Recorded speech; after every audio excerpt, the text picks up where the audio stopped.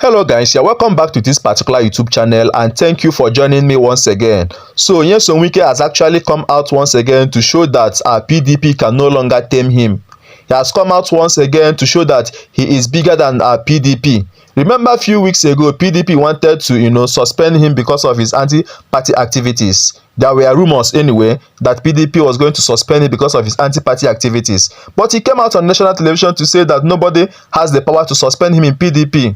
And what he said is actually true, because the statement he made yesterday when he was at this particular gathering where he was conferred a chieftaincy title, he came out to clash with the PDP governors who have been siding Fubara. In his statement, he openly said that he is bigger than all the PDP governors fighting against him who are siding Fubara. That shows how proud this particular man is, how pompous Wike is. This is not the type of politician that we want in Nigeria. He even went on to reveal his anti-party activities. His statement indicates that the Edo election was actually manipulated in favor of APC. He made serious mockery of Godwin Obaseki. I want you to listen to Wike. Then when we come back, we'll just dissect the video and then move on. Those are people who have integrity. They stood firm and said, we will support equity, fairness, and what? Justice. We didn't hide it. Did we hide it? Why does anybody on earth think that anything we want to do will hide? Hide for who? Where is the address of the person?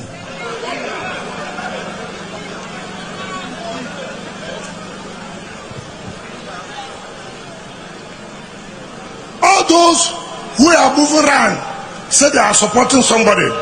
You know it's not correct. You know some people don't have shame. I cannot serve your boy. I cannot serve master and serve boy. At all. Now they are not even waiting. They are even rushing after the servant, the boy. They are not even waiting for the boy to call them. They are now rushing to the boy. People don't have integrity. Don't ever you think that they are fighting me. They are not fighting me. I'm too big. I'm too big. I'm too big.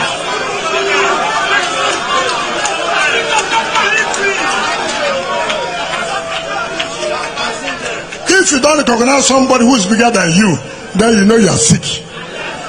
And far. All of them put together, they cannot stand it.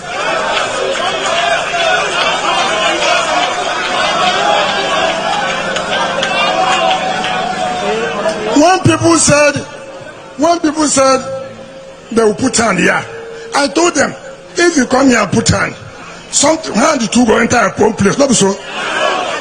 Now they cry. They cry now. They cry. Now you go find trouble.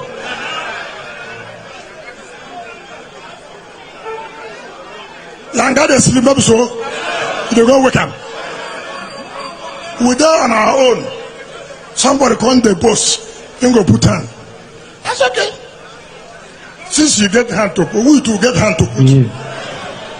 Allah never begin blow now. Allah never begin blow.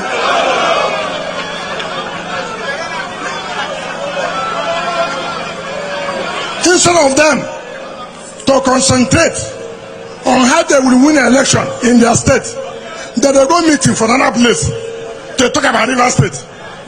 Now who lose now?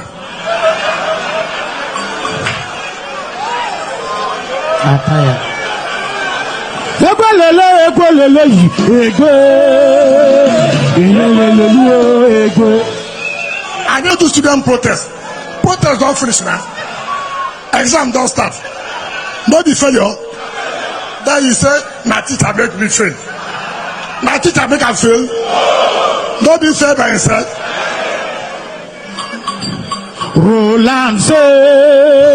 So guys, I believe you listening to Wike. His statement now shows that this particular man, that PDP is in his pocket, that there is nobody in PDP that has the power now to suspend or to tame Wike.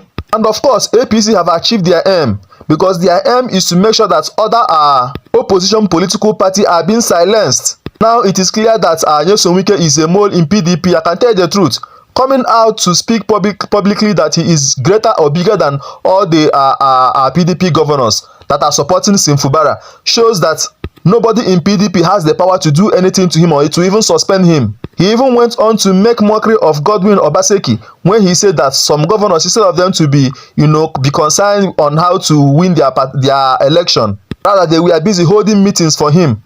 He was actually referring to Godwin Obaseki, and that is a clear evidence that that particular election was actually rigged in favor of APC. You see it, people like Nyesom Wike are the people who are destroying the political system in this particular country with their rascality. Yet people are still running to him. Look at the way the Ijaw people actually gave him a warm welcome. They even went as far as apologizing, to Nyesom Wike because of his issue with Fubara. That shows you that our people and the youth are not even ready for the change that they are crying for. If they keep on running to politicians like this, who it is clear that they are the ones destroying this particular country. Now, moving on from there, Senator Adams Oshiomhole, who is like the APC leader in Edo State, has actually come out to tear Godwin Obaseki apart. I'm telling you, he made a serious mockery of him and Aswa Ighodalo. So guys, I want you to listen to me, and then when we come back, we'll just wrap up this particular video. I think some people are just paranoid in trying to, twist facts that are open. When we say Yahweh, God, your name is Yahweh, we emphasize God. And we say, the miracle working God. You are a miracle worker. You have made Monday the governor of Edo. You have made, that is God. We are communicating with God. How could neither Yahweh or God sound like Oshiomhole? But because some people are very paranoid about, emphasizing Godfatherism, God, not man, make anyone what he is. It's God that make you who you are, Oji. And he made me who I am. And he made Obaseki who he is, and Godwin.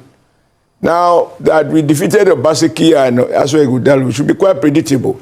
There was nothing, neither in Obaseki's performance, nor in Aswa's credentials, that would have made them win the election. And I said that before on this channel, that Aswa is not electable. Now, what are the facts? Obaseki is like the proverbial blood man who in 2016, he rode on my back as an outgoing governor. We crossed the river and we didn't allow his leg to touch the water. And so he didn't understand what it took to become a governor.